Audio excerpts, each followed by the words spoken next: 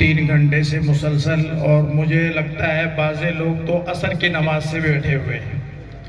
لیکن اس پروگرام کا جو اہم حصہ ہے، اور اللہ تعالیٰ کا لاکھ لاکھ شکر ہے کہ اللہ تعالیٰ نے سرزمین راجستھان میں ایسی شخصیت جن کا خاندان برسہ برس سے دینی، روحانی، ملی خدمات انجام دے رہا ہے، اس خاندان کے چشم و چراغ جن کا فکر عالمی ہے اور جنہوں نے بغیر کسی اظہار کیے ہوئے چند سالوں میں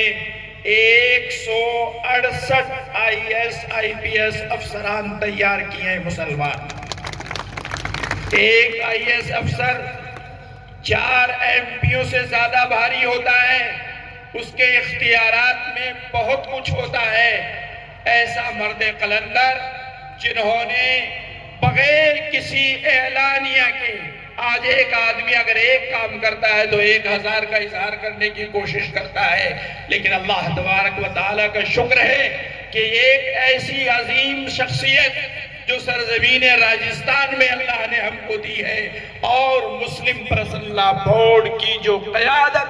مسلمانوں کی متحدہ قیادت ہے، اور جو اتنی مضبوط و مستحکم ہے کہ حکومت ہند نے 13 دن یا 15 دن کا وقت دیا اور 4.25 کروڑ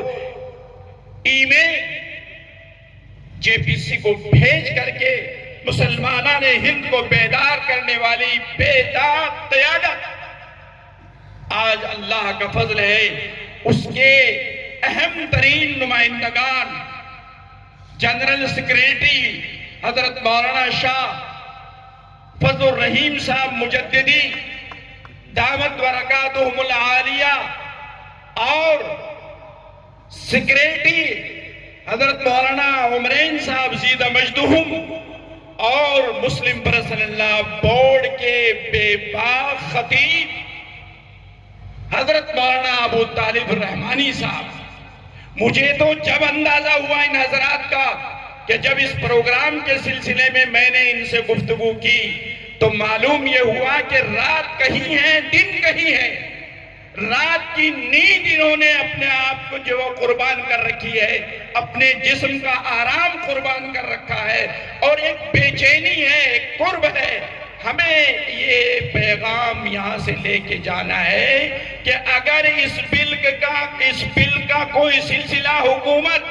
اپنی مرضی کے مطابق کرنا چاہتی ہے تو ہمیں متحدہ مسلم پرسنل لا بورڈ کے پلیٹ فارم سے دوسری آواز کا انتظار کرنا ہے،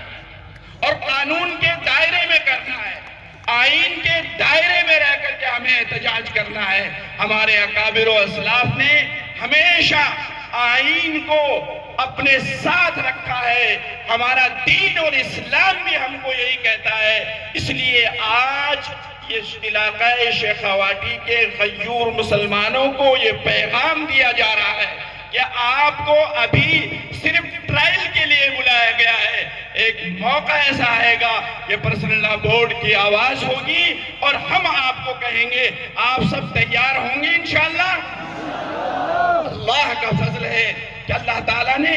ان کی قربانیاں آپ دیکھو تو آپ کو اندازہ ہوگا۔ عمرے کا سفر تھا، اور عمرے کا سفر بھی وہاں کے بادشاہ نے ان کو بلایا، اور صرف اس بل کے سلسلے میں چندر بابو نائیڈو سے ملاقات کا وقت ملتے ہی حضرت والا نے اپنے حرمین شریفین کے سفر کو مؤخر کر دیا۔ آپ سنتے ہو جس وقت تقسیم ملک کا سلسلہ چل رہا تھا، حضرت رائے پوری، حضرت مولانا زکریا صاحب رحمت اللہ علیہ اور حضرت مدنی شیخ الاسلام رحمت اللہ علیہ، یہ تینوں حضرات جب بیٹھے، اور ان میں سے حضرت رائے پوری علیہ رحمہ نے کہا کہ ہمارے تمام مریدین تو اس طرف چلے گئے۔ اس وقت میں بڑی دردناک دردناک آواز سے شیخ الاسلام حضرت مولانا حسین احمد صاحب مدنی رحمت اللہ علیہ نے فرمایا تھا، مولانا آپ اپنے مریدین کی بات کرتے ہیں، میں نے مدینہ منورہ کی زندگی کو ہندوستان کے مسلمانوں پر ترجیح دی، وہاں سے میں یہاں آیا ہوں۔ تو یہی حال ہے کہ حرمین کے سفر کو، اور وہ بھی بہت اہم سفر، اس کو مؤخر کرنا، ملتوی کرنا، یہ قربانی ہمارے اسلاف کی یاد دلاتی ہے۔ میں ان اکابرین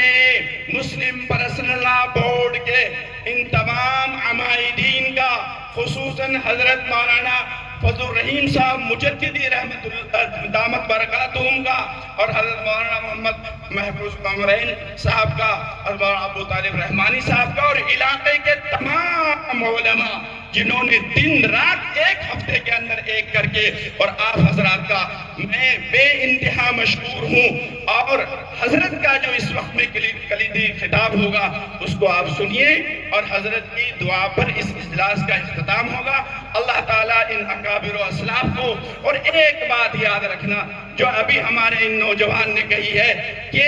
اپنی تنظیموں سے بدظن مت ہونا، اپنے علماء سے بدظن مت ہونا، علماء سے جڑ کے رہو گے، اپنی تنظیموں کے ساتھ قدم سے قدم ملا کر کے رہو گے، تو آپ چاہے مسلم پرسنل لا بورڈ ہو، چاہے جمعیت علماء ہند ہو، یہ دونوں تنظیموں سے آپ مربوط رہ کر کے